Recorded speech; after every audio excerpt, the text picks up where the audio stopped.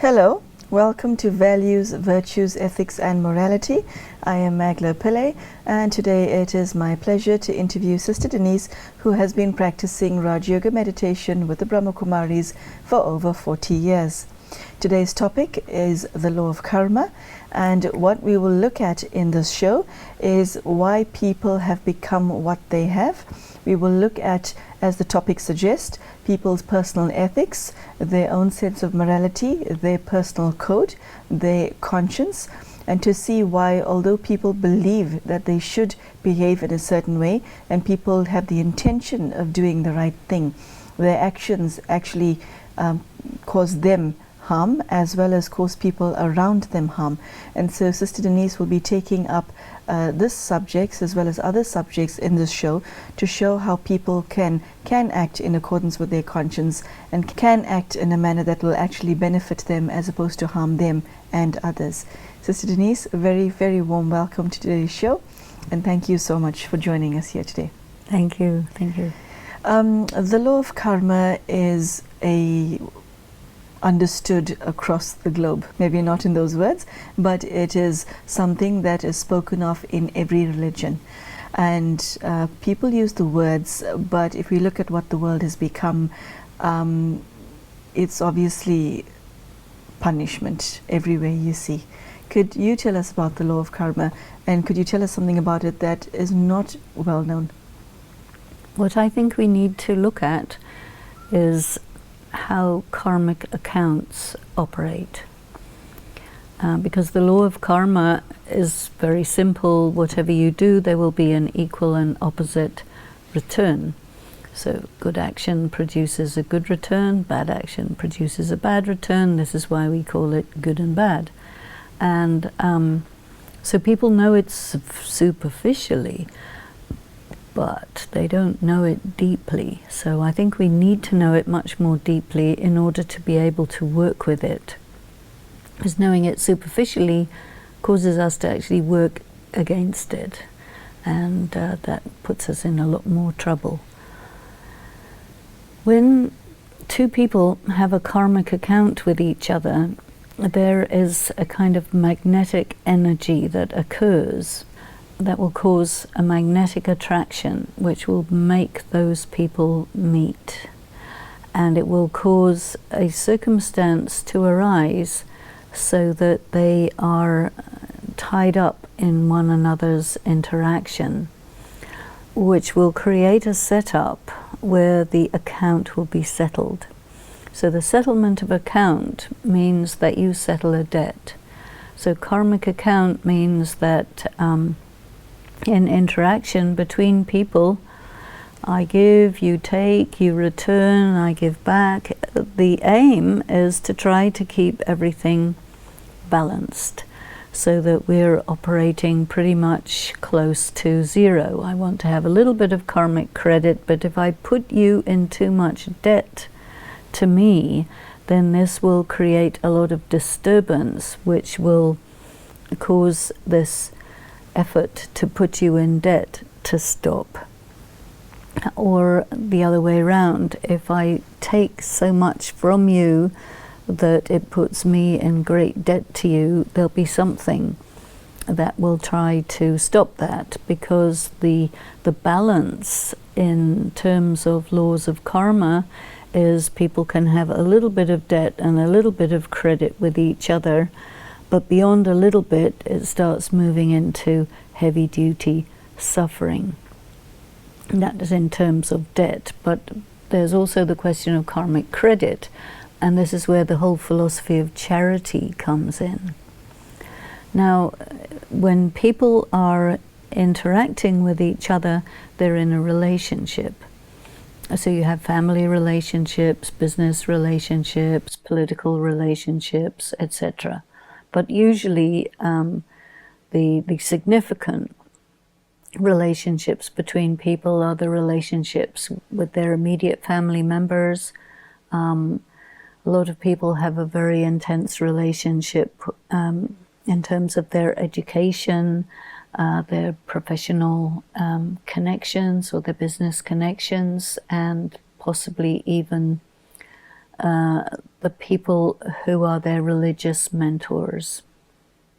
And the aim of life is to go into profit, which means you want to do good action so that you get good return, so that your future is better than your present. But what happens very often is, because people don't understand the details of the laws of karma, you may do an action which is designed to put you in profit, but if that is maybe just financial profit, you have to see what is the cost of that. Cost in human terms, cost in terms of your relationship with the earth, and so on. And so all of this is calculated as an automatic mechanism, the law of karma. And so, for example, you can get a large amount of money, but which causes a great amount of human suffering. That money will stay with you for a very short time, and you will be called to account for all that human suffering that you have caused. So one of the things that's a real problem in the world today is that people make maximum amount of money out of the weapons trade, the flesh trade, and the drug trade. And so it also creates vast amount of human suffering. And so, you can understand that somebody who is causing all of this suffering, the laws of karma also bring in the question of reincarnation. So if in your birth you're causing a lot of human suffering to get a lot of short-term financial gain, your next birth you will be in somewhat like the opposite situation. The situation that you put other people in, you will be in that situation, destitute, drug addicted, abused, whatever. And so this is one of the reasons why people really don't like to hear about the laws of karma, because when you see people in very pitiable conditions, which you feel sorry for them, and you wonder, how did they get in this situation? Well, the law of karma will say, well, they must have done something for which this is the karmic return. And so then it puts you in a strange situation. Do you feel sorry for them? Do you want to help them? Do you feel they deserve what they get? It puts people in a very ambivalent mentality. Charity, mercy, forgiveness, goodness is always good. But, when people are settling their karmic accounts through very difficult life situations, we have to have a kind of very careful balance between, I understand that they have done something to create this situation, and if you look at a person's characteristics who is in that situation and see, well, what are the sanskaras? Because the actions that a person performs are because of sanskaras, and in the next birth the sanskaras are still there. So if you see a person in a very pitiable condition, but who has all of these sanskaras of causing a lot of harm for people, you can understand that they're continuing in that direction and that they're suffering because of that. So then the question arises, what can be done? Can a person be taught to go in the opposite direction? Well, theoretically, yes, they can. But if a person has been doing really, really severe things and is in a really, really severe situation, they may not be able to pull together the strength to actually get themselves out of it. And that would be called really unfortunate.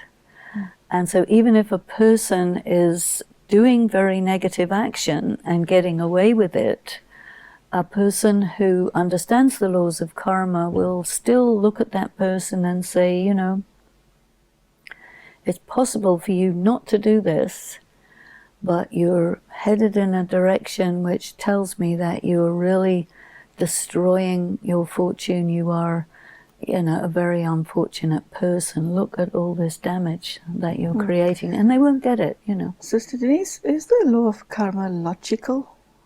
What law governs the law of karma? The law of karma is itself. Okay, can I ask it in this manner? I knew somebody who was totally harmless, who was incapable of hurting a fly, who was murdered. And I cannot understand how somebody who didn't have the single thought of harming another human being ever can attract such violent karma. Because what you're saying is she would have murdered someone else in a previous birth. Possibly, you know, but again, you have to look at the sanskaras. Does murder beget murder? Does it work like that? Yes. Okay, so she was a murderer and then became a nice person? You don't know. Because the philosophy of karma is extremely intricate. So in the case that you're mentioning, you have to look at the sanskaras. So the sanskaras are, this person is absolutely non-violent. And so, you know, you do not know enough about the history of the soul to be able to say categorically. You know enough to say that it is possible that this is a karmic settlement. But you cannot say for sure because there's so much that is unknown, because you never know what happened in people's previous births. It's very complex. So in terms of what you just said, there is no such thing as a victim, is there?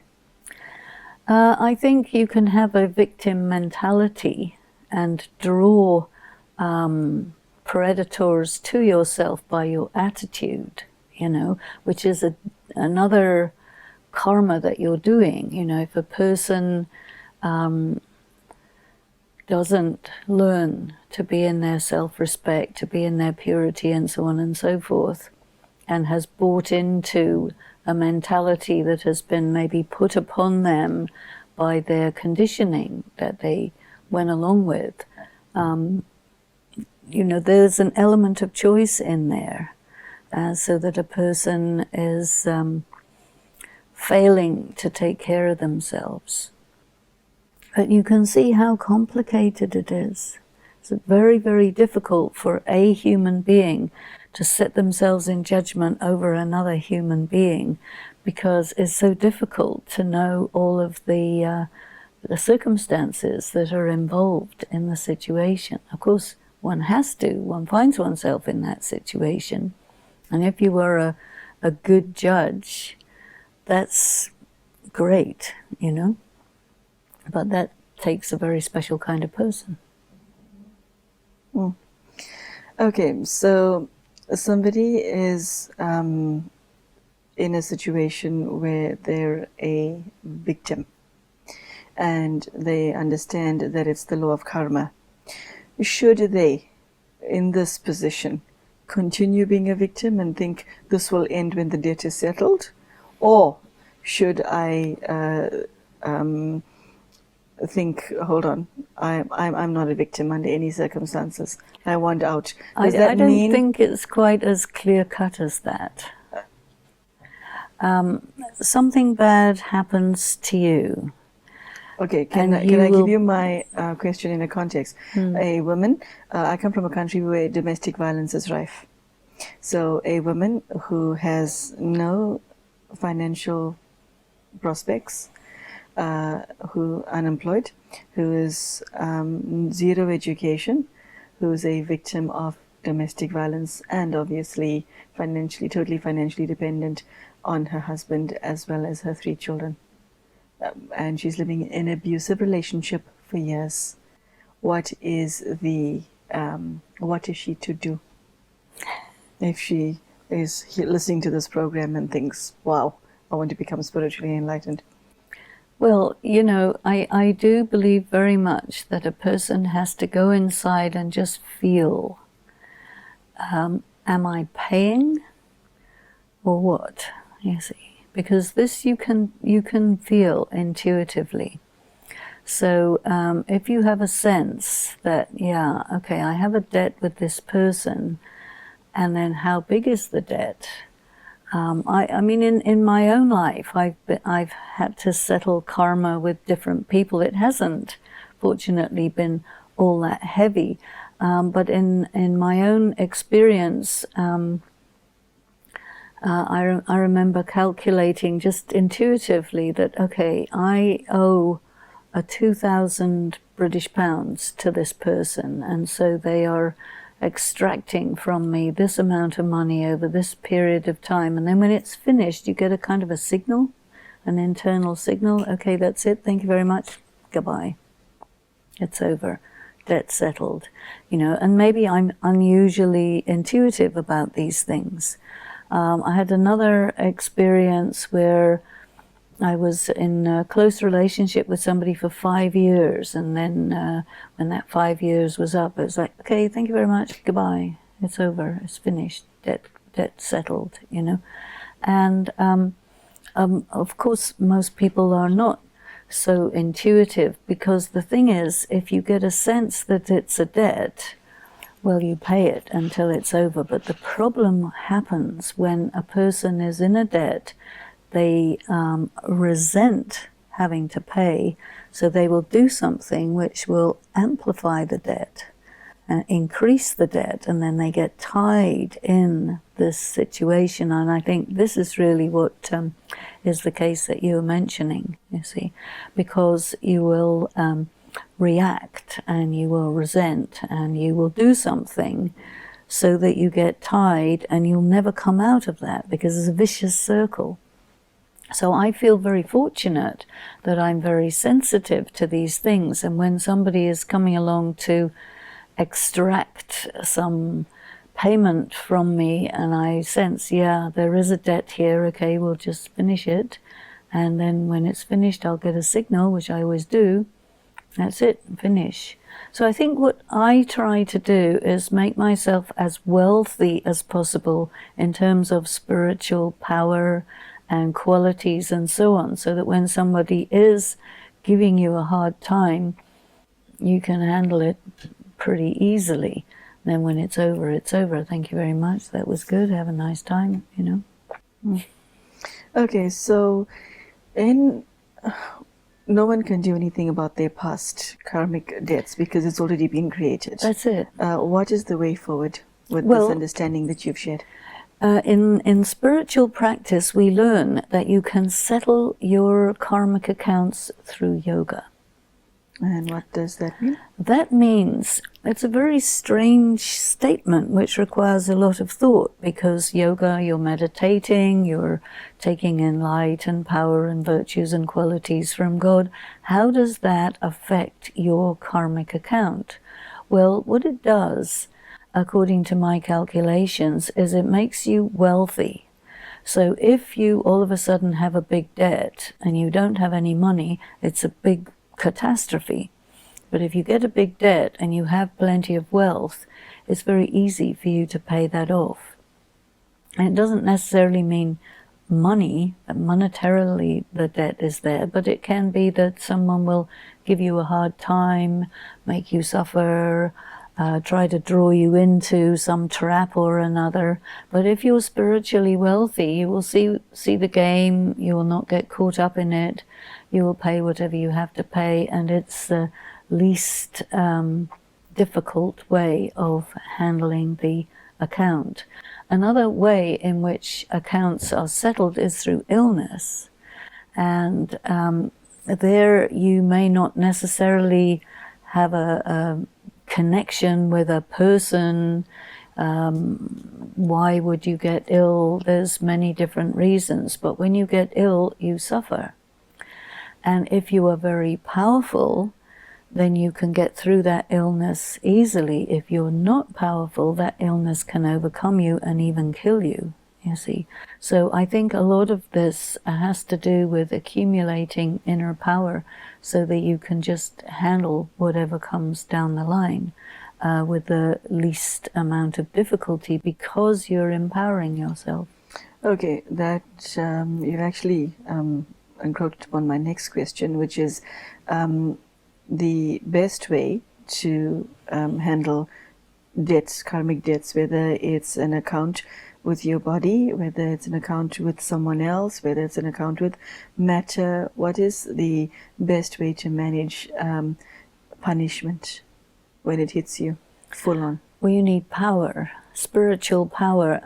The best power is tolerance, because the debt will take the form of, you say, punishment. That means you will experience distress, pain, maybe character assassination, false accusation. Many things will come. And so if you can endure that pain and just get through it without reacting, without making it worse, without doing something to increase the debt, then you finish it easily. Okay. Sister Denise, somebody who has an interest in spiritual enlightenment, how would they lead their lives differently from somebody who's not, in terms of the law of karma? How would they, what kind of choices would they make? Because the scenario you just described, and understanding the depths of the law of karma, you mentioned the word superficiality, and you implied that most people's understanding of it is superficial. So if one goes to the depths of understanding, like the way you just enunciated, how do I change then? What do I change? Do I change what I do? Do I change the way I think? Yes, what do I change? All of these things. You know, normally if somebody does something bad to you, you think, this is a bad person, they did this, they shouldn't do this, they need to be punished. So you get all your energy towards doing something bad to them. But once you understand the laws of karma and you start saying to yourself, either this is a payment I'm making, so let me finish it. I do not look at the person as their behavior, but just understand here's a circumstance in which I'm settling an account, and then you pay the debt, and you don't consider that what the person is doing is a bad thing, because then immediately your energy is going in an antagonistic way towards that person, which means you will go into debt. You see, so you increase the debt by doing that. Then you make a commitment that I will not have any bad thought about anyone, ever. Because if you have... Hold on. I will not have a bad thought about anyone, ever. Okay. Are you allowed to have bad thoughts against somebody who's hurting you? Well, if you do, you're increasing the debt. That's my point. Ow! You see, somebody does something against you, you have to be very subtle and understand, okay, well, that's their performance in this world drama. Now, what is going to be my performance? Because when you're learning spirituality, you think very differently. You say, I am a performer. I'm in some situation where there are characters and circumstances, and I have to perform second by second. My performance in terms of my thought, my words, my actions should be the very best. Okay, I'm going to interrupt you there. I was under the impression that you can only create karma through words and actions. Now you are saying you can create karma with your mind? Oh, yes. Oh, dear. People, the problem is worse than we think. How do you do that? How do we do that? Why, if I think I don't like you, how am I creating a karma? They will feel it. Not necessarily. I could fake it with a smile. They will feel it.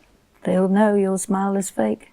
Okay. Because it's in the vibrations. How is it an account? Because you have created that vibration of I hate you, they pick it up. They feel hated. So you've created a debt. So something will come back to you of that nature. Hatred. And I mean, you can do a lot of things to disturb people by mind games. Without saying a word? Without saying a word. Okay. Last question. When you pay an account, do you pay the capital debt or do you pay with interest? And if you pay with interest, is it compound interest?